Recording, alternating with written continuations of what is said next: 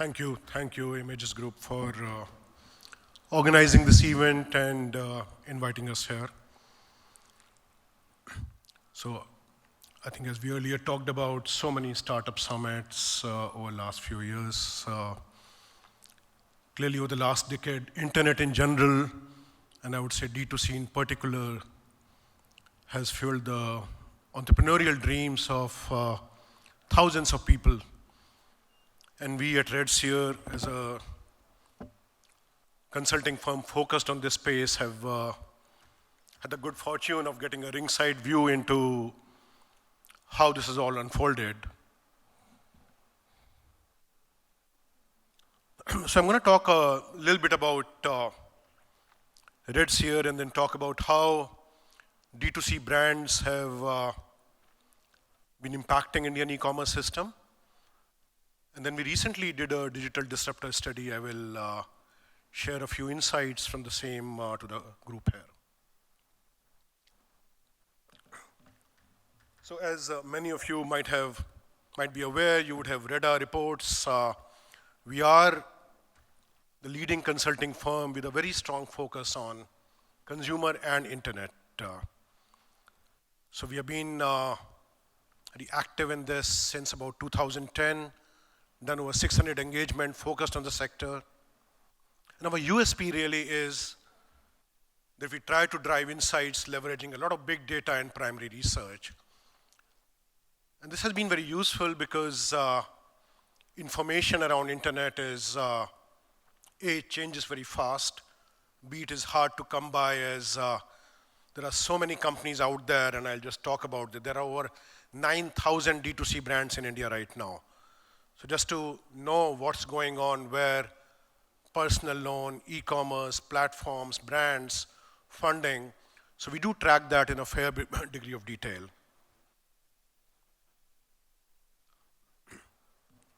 So we looked at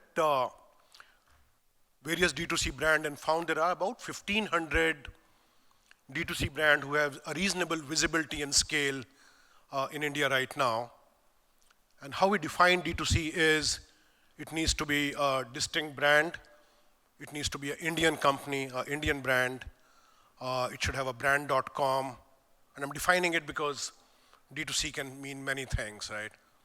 A traditional brand can have a website going direct to consumer, if you will. There are digital-only brands which are selling only on Amazon. So just to keep a definition, I'm not saying it's the best definition. All those models exist. They all are bought by consumer. They are all selling online eventually. But this is our definition we are using for purpose of this particular classification. And they span across categories, be it home, fashion, electronics, all of that.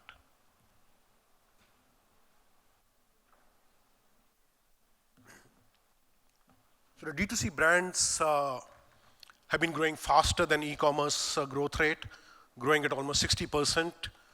And their share of online sale has grown steadily. And think about it, in 2015, most of these companies probably didn't exist. A Boat, a Mama-Earth, which are of course the more storied names, but a bunch of other smaller brands, a large number of them didn't exist 8 years back.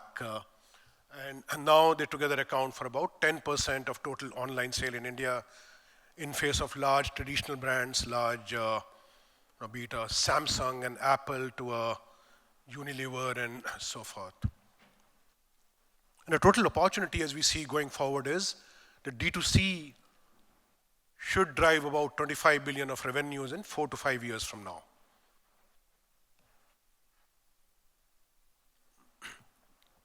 And also across categories, it's not that they are just small players, at least in online space.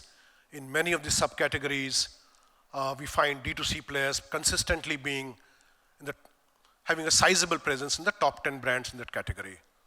And we have a tool called Brandverse in which we track almost 2,000 brands or more than that, and their sale on Amazon, Big Basket, Flipkart, Myntra, all of that. And we are able to track who is selling, how much, what volume, and so on. And this is just data from Amazon that you see. So the reasons, as most of you who are practitioners out here are aware are because A, internet has enabled D2C brands to target niche customer segments with niche products, so you can have a very focused premium positioning within healthcare, within BPC, within fashion, targeted at a certain very micro segment, and all of that is helping D2C scale up. Though we'll come back to the scale up challenge, and I think that will be a theme which will continue throughout this conference over the next 2 days, I'm sure. They are they're much better, fundamentally they're just better at digital marketing and e-commerce. This is what the whole organization is focused on versus the traditional players who are doing a good job, but still they have a lot more things to balance out as they try to push sales, either on their brand.com or through Amazon or Flipkart. So we recently did a digital disruptor study where we looked at 2,000 odd brands to see what's the share of different brands in their category online, how much sale do they drive online. We looked at the quality of their engagement on Amazon, Flipkart, etc., on the horizontal platforms. We looked at their growth, and basis that we identified 75 brands, 25 in each of the 3 major categories, and about 45% of them were D2C brands. So you of course see there are big players out there in some of the categories, but clearly a large number of the top 75 are D2C.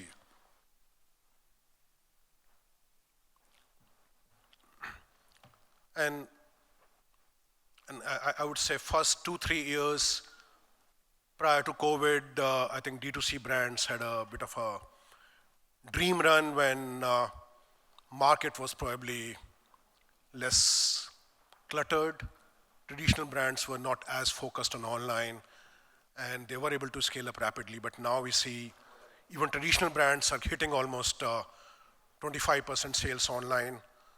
But still, D2C brands, by and large, while they've also started going offline to leverage their brand, get scale, and all of that good stuff, but they're still doing typically more than 75% of their sale online.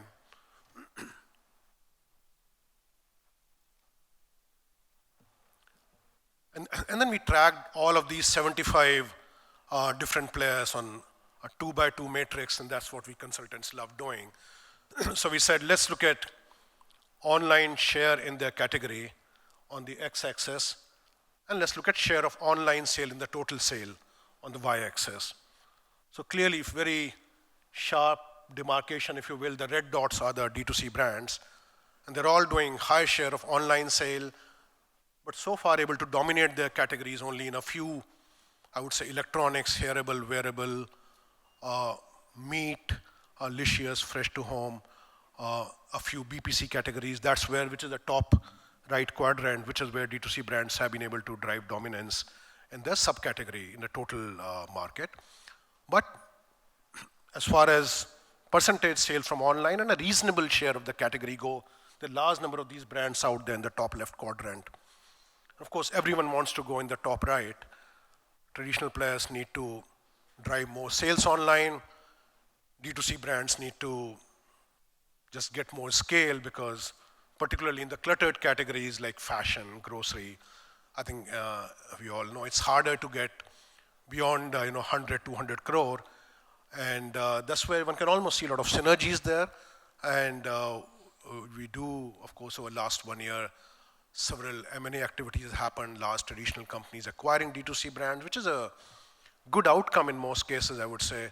So both players get to, D2C brands get the offline muscle of the large traditional players. The traditional players get online capability, get a brand to play around with, if you will, on Amazon, Flipkart. And, and how this plays out over the next 2-3 years remains to be seen, but clearly as the market for D2C goes from 6 billion to 25 billion, I think many of these brands will be able to go to that right quadrant. Some may not, some will get acquired. At the same time, we expect many new brands to get created over the next few years. And some of those brands may be created by traditional players themselves. We see, several of the FMCG companies launching their own D2C brands. and that's another competition which will come in the market. The last point is private label. I think so far one doesn't talk about it, but more and more there's a theme that's starting to play out. If you look at a big basket, you look at a Flipkart, Amazon, the private labels from these large platforms are increasingly acquiring a scale which is hard to ignore. And going forward, we do think there's another trend that's going to continue to grow. So thank you very much for your time, and I look forward to interacting with some of you later in the day.